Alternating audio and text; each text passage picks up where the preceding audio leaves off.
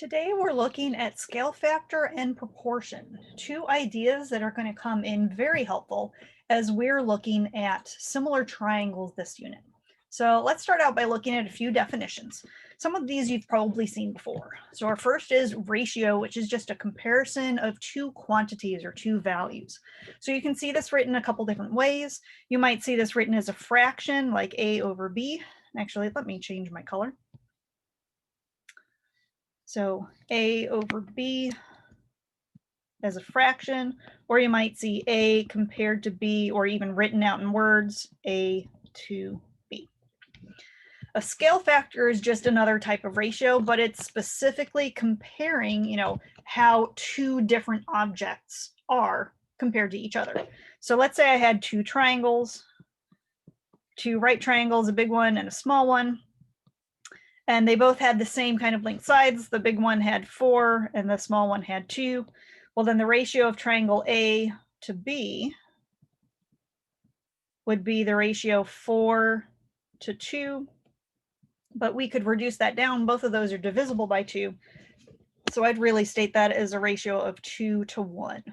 Always stating whatever triangle was listed first in the ratio.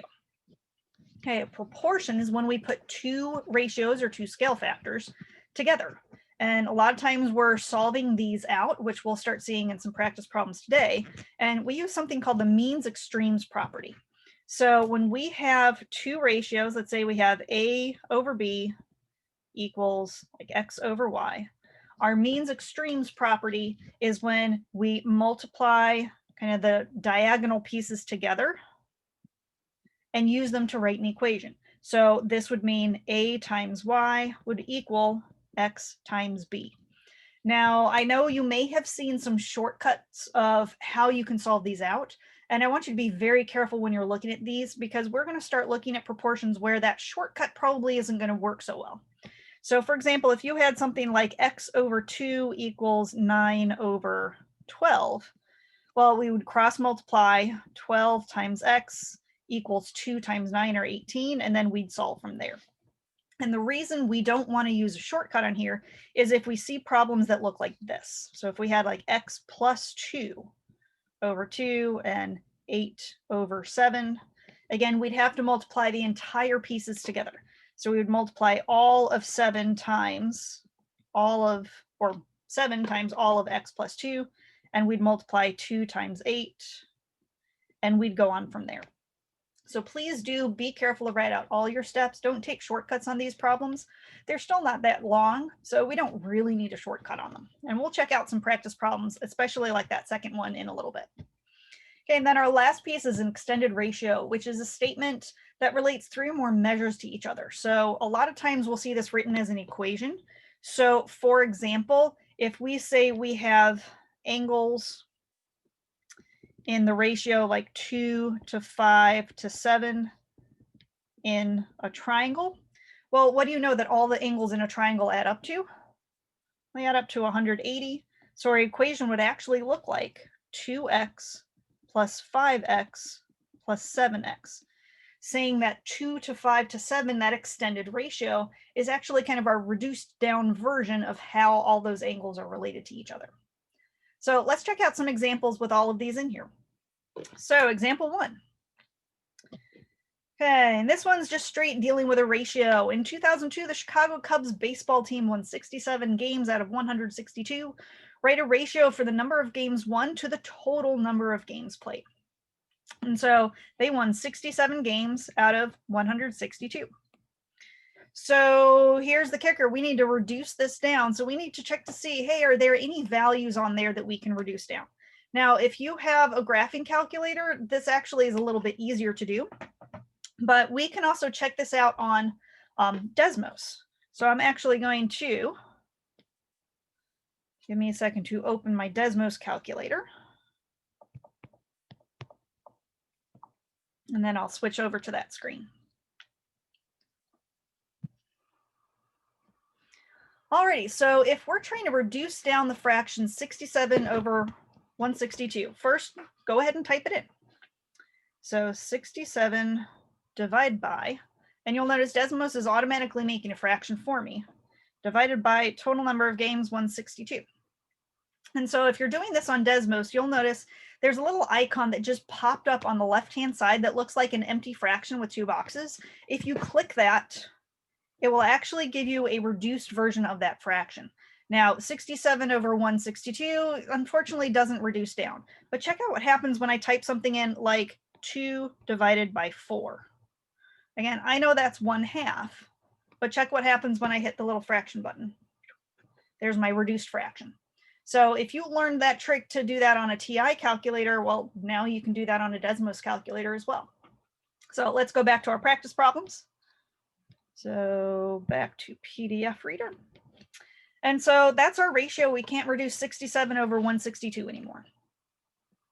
Okay, so example 2, a dollhouse that is 15 inches tall is a scale model of a real house that has a height of 20 feet. So what's the ratio of the height of the dollhouse to the height of the real house? So if I just start out writing my fraction, I have to keep in mind my units on here. So 15, I have inches, whereas 20 is feet. So I can't really do a great comparison on here until I have things in the same units, and you're not going to have to do this too often. And in fact, when we solve out for scale model problems, we probably don't need to do the conversion, but just to be a little bit more accurate on this one, let's go ahead and do that. So how many feet do we know, or how many inches do we know are in 1 foot? Well, if 1 foot equals 12 inches, then all I have to do to convert is I'm going to take that 20 and let's multiply it times 12 to actually get everything in terms of inches, and then we have a little bit more of an accurate ratio. So that would mean we have 15 inches, and then 20 times 12 gives me 240 inches. And now I can go ahead and reduce that down. And again, whether you're doing this on a TI calculator or on Desmos, you should end up with a ratio 1:16. Now, again, we'll see problems where perhaps you don't need to reduce that down, or, we have a ratio set up and we actually have a problem like that coming up in a little bit. Okay, number 3, the ratio of the measures of 2 supplementary angles is 3:7. What's the measure of the 2 angles? So keyword that I'm picking out is supplementary, which means my angles add up to 180 degrees. And so I actually set this up just like any other extended ratio problem, kind of like the example up in our definitions. So I know that 3 plus 7 is nowhere near 180. So to get that ratio, I must have reduced something down, but I don't know by how much. So I'm going to say 3x and 7x are my angles, and that x value is whatever I reduced down by. And so now I can just solve out for x and see what that gets me. So 3x plus 7x gives me a 10x. So that means x is equal to 18. So then if I want to know what my 2 angles are, I'm just going to take that 18 and substitute it in for my 2 angles. So 3 times 18 gives me 54. And so if this is an angle, that's 54 degrees. And I also have 7 times 18, which gives me 7 times 18. That gives me 126. And just to double check, adding together 54 and 126 gets me back up to that 180 degrees we were looking for. And so those are my 2 angles. And so I can attack example 4 exactly the same way. So the ratio of the measures of the angles of a triangle is 4:7:9. Well, again, angles in a triangle, how much do they add up to? Always 180. So I'm going to use exactly the same trick as in example 3. So 4 plus 7 plus 9, definitely not going to get us up to 180. So we're going to multiply in that variable x to say, well, here's the random amount that we reduced down by that we don't know what it is yet. So 4x plus 7x plus 9x. And then just solve the equation out for x. So 4 plus 7 gives us 11, and 11 plus 9 gives us 20. And it's another nice division. We divide both sides by 20. We should get 9. Let me just double check my math real quick. Yep. And 180 divided by 20, perfect. So again, the problem was asking find each angle. So we need to do the same thing we did before. So 4 times x, or 4 times 9, that gives us 36 degrees. Okay, our second one, 7x, so 7 times 9, well, that gives us 63. And then 9 times 9 gives us 81. And again, double check, make sure that those 3 angles add back up to 180, which they do. So those are our 3 angles in our triangle. Awesome. So now let's look at one of those scenarios I was talking about. So this is something, and a lot of people probably don't use a map anymore. When I was learning how to drive, we had to learn how to read a map, even though I know everybody has GPS now. But if you look at an atlas or a map, they always give you a scale factor. So in number 5, the scale factor of our map is 1 inch to 5 miles. So 1 inch on the map represents actual length of 5 miles. If we've got 2 locations that are 3.5 inches apart on the map, what's their actual distance away from each other? So this is one of those problems we're going to start using a proportion to solve out. And if we start with our scale factor, that ratio, we have 1 inch compared to 5 miles. And then we were given information about how far things are away on a map. So 3.5 inches away on the map means how far apart in real life. This is one of those scenarios where we don't actually need to do a conversion. As long as the values in our ratio match up both top and bottom in the numerator and denominator, then we can go ahead and just solve it as is, and it's still going to work. So we would cross multiply. So 1 times x would give us x. And then 5 times 3.5. And so let's go ahead and write that out. Well, the 1x is just x. And then 5 times 3.5 gives us 17.5.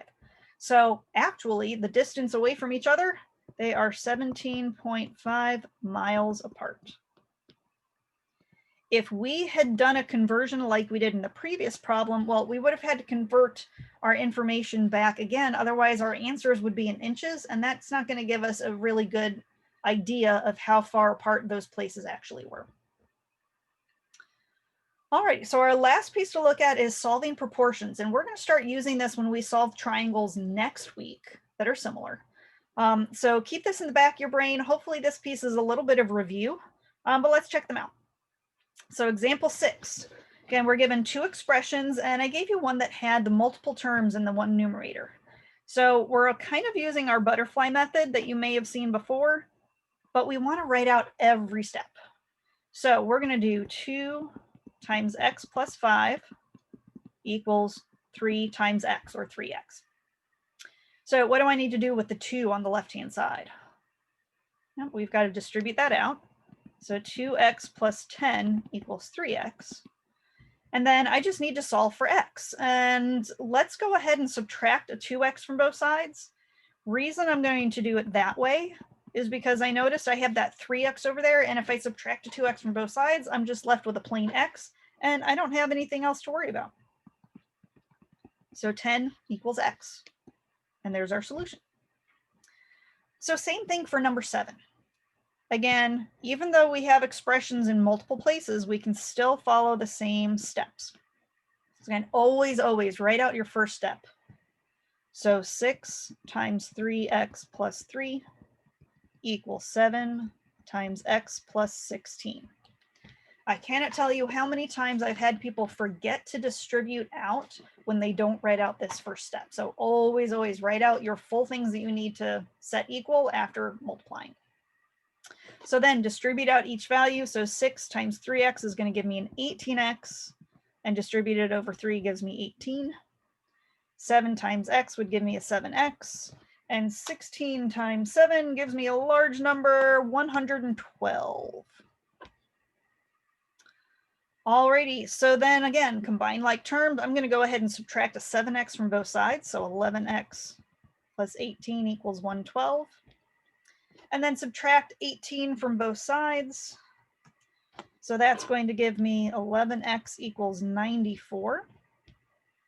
And then divide both sides by 11. So 94 divided by 11, and that comes out to be a repeating decimal, 8.54 repeating. So if I round it off, yeah, that would come out to 8.55, but writing it as a repeating decimal is just a little bit more accurate. So there's our final answer. Alrighty, now would be a good time for you to pause the video and try out the last 4 examples, and then come back and see how you did. Alrighty, let's check out our last 4. Okay, number 8, the ratio of measures of 2 complementary angles, which means we're looking at 90 degrees when we add them up. So 7x plus 8x equals 90 degrees. Add those together, we're going to get a 15x equals 90. And 90 divided by 15 gives me a 6.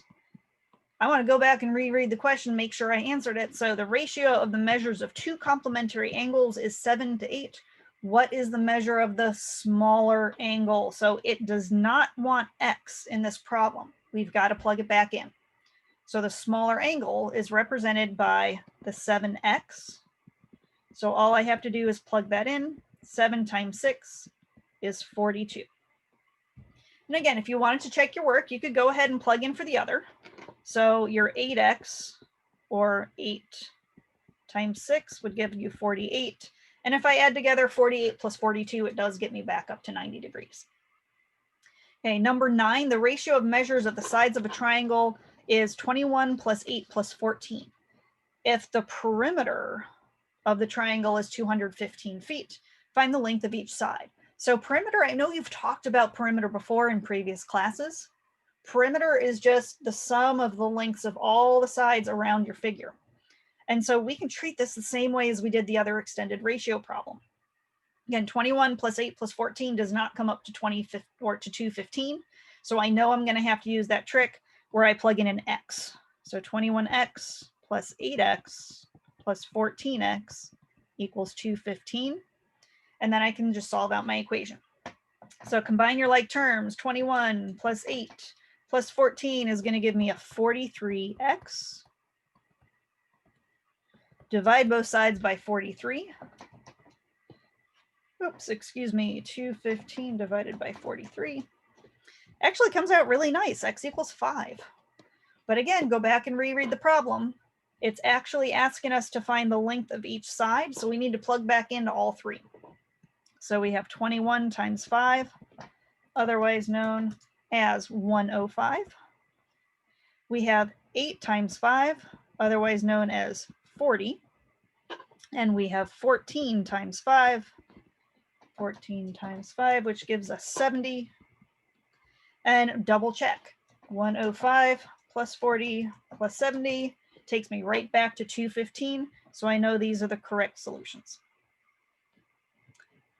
All right, last 2 problems, a couple proportion problems. Again, make sure when you're doing these, you're always writing out every step.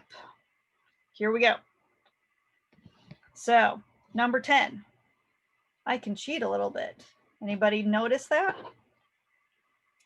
Okay, so this one is actually a little different. We can do this 2 ways if we want to, but notice what the denominators are. If both of the denominators are 10, wouldn't it make sense for the numerators to be the same thing? So let's do this 2 different ways. So first way is, let's kind of the cheating method. Let's check out what do we get when we do 3x minus 4 equals 9. So add your 4 to both sides. So 3x is going to be 13. X equals 13 over 3 and whatever decimal that would be. So let me instead write it out completely, multiplying everything out, and let's see what happens. So I would do 10 times 3x minus 4 equals 10 times 9. So distribute out your 10s. So that gives us a 30x minus 40 equals 90.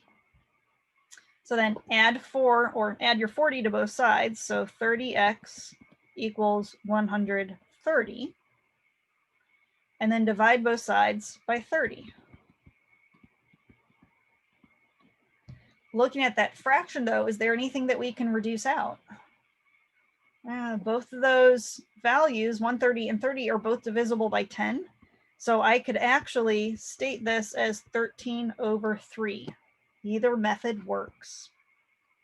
Now, it's very rare that you're going to have both of your denominators the same. So that's why we have problem number 11, where everything is mishmashed all together. Again, multiply, cross multiply, means and extremes. So we're going to do 19 times x minus 12. We'll have some big numbers on this one. 6 times 2x minus 2. So distribute out your 19. So 19x minus, let's see, 12 times 19. I'm getting out 228. And distribute out your 6. We have a 12x minus 12. Okay, I'm going to go ahead and move things around. Let's go ahead and subtract a 12x. Again, you'll notice I don't always do this, but I do want to make sure I don't lose track of anything. So that gives me a 7x minus 228 on the left. I still have the minus sign with the 12 though. So then we're going to add 228 to both sides. So that leaves us with a 7x on the left and a 216 on the right. Divide both sides by that 7. And we do get a decimal out on this one. So we're getting approximately, and this is not a nice repeating decimal, so I am going to have to round it off. So I'm getting 30.857 approximately. Or you could have rounded that off to just the hundredths place. So that would have given us 0.86. Or you could have rounded that off to the tenths place. Again, 5 is the next number, so that would end up being a 9. Any of those would be appropriate, but I usually go for the more exact answer if I need to. But don't forget, you've got your hundredths place, you've got your tenths place, and if we have 3 zeros, what number starts with a 1 and 3 zeros? That's our thousandths place. So be very careful on your directions, because I believe you do have some suggestions on how to round your answers on your lesson check today. Let me know if you have any questions. See you later.